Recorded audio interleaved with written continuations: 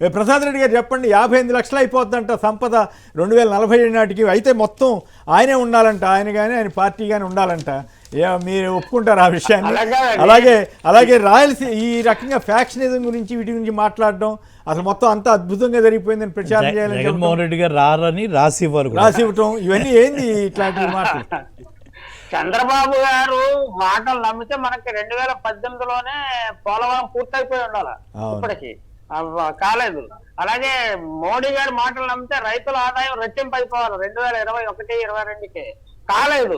ఇవన్నీ ఏంటంటే మాటలు చెప్తారు, నమ్మిన వాళ్ళు నమ్ముతున్నారు, నమ్మని వాళ్ళు నమ్మరు. మరి ఇది ఈ రకమైన ప్రచార ఆర్భాట వ్యూహాన్ని ఏ విధంగా తట్టుకోవాలో దాని గురించి ఎక్కువ ఆలోచించడం మంచిది. పనులు చేస్తారా చెయ్యరా అనేది అంటే ఆర్భాటము, ప్రచార ఆర్భాటము, ప్రజలను కన్విన్స్ చేయటము, స్ట్రాటజిక్ మూవ్స్, దాని గురించి ఎక్కువ ఆలోచించాల్సిన అవసరం ఉన్నదని నేను అనుకుంటానండి వైసీపీ పార్టీ. అయితే ఇక్కడ ఈ పాయింట్ చెప్పండి, ఒక చీఫ్ మినిస్టర్ ఈ రకంగా ఫ్యాక్షనిజం గురించి, హత్యల గురించి, ఒకటి చంపితే ఇంకోటి చంపుతాడు ఇట్లాంటి మాట్లాడటం, అది ఏ రకమైన సంకేతం? రాయలసీమలో రాజకీయ నాయకులు మీకు పెండేకండి వెంకట సుబ్బయ్య గారు తెలుసు కదా,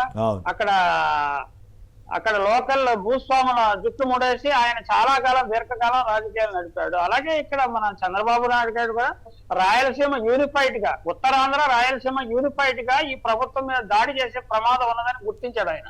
ఏంటంటే ఈ రెండు ప్రాంతాలను నెగ్లెక్ట్ చేస్తున్నారు, అందువల్ల ఏంటంటే మీకు జుట్టు ముడేస్తాడు అనమాట. ఒక కమ్యూనిటీకి లేకపోతే వాళ్ళల్లో ముఠా నాయకులు జుట్టు ముడేసి మీరు ఇక్కడే కొట్టుకుసావండి, ఇక్కడే మాట్లాడండి, మా గురించి మాట్లాడొద్దు అన్న స్థాయికి దిగజారుస్తాడండి. అది రాజకీయం, అది రాజకీయ పాలన కాదు, కొత్త డైలాగ్ రాజకీయ పాలన అంట. మరి మా మిగతా వాళ్ళు చేసేది అంటే గతంలో జగన్ గారు కులం వద్దు మతం వద్దు అయ్యా.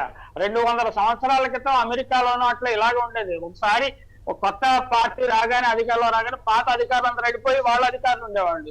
అదే రాజకీయ పాలన. ఇప్పుడు ఆయన అలాంటిది తీసుకొచ్చాడు. ఆల్రెడీ ఎన్నికల సమయం నుంచి జరుగుతున్నది అదే. అసలు ఒక ఇండిపెండెంట్ గా బ్యూరోక్రసీ యాక్ట్ చేయలేకపోతుంది, ఉద్యోగులు పని చేయలేకపోతున్నారు, వాళ్ళు పని చేయనట్లేదు. ఈ విధంగా ఏంటంటే అది రాజకీయ పాలన అయిపోతుంది, ఇంకా దిగజారిపోతుందని ప్రజలు భయపడుతున్నారు. ఒక ఇండిపెండెంట్ గా స్వతంత్రంగా జీవించే పరిస్థితి కనపడలేదు. ఆ రోజు రాజశేఖర రెడ్డి గారు సాచురేషన్ అనే విధానాన్ని పట్టుకొచ్చారు.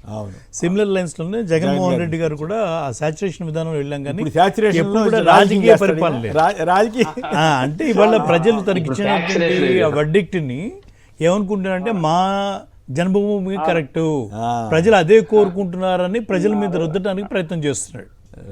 దాని ఉద్దేశం అది. ఆయనకు ఇచ్చినటువంటి ఆ వర్డిక్ట్ని దాన్ని ప్రజల్ని నమ్మించేటట్టు చేస్తున్నారు. నువ్వు పెట్టిన జన్మభూమి ప్రజాస్వామ్యంలో రేపు 2019లో ఆయనకి ఇటువంటి తీర్పు వచ్చింది, రేపు 2029లో కూడా అదే తీర్పు వస్తుంది.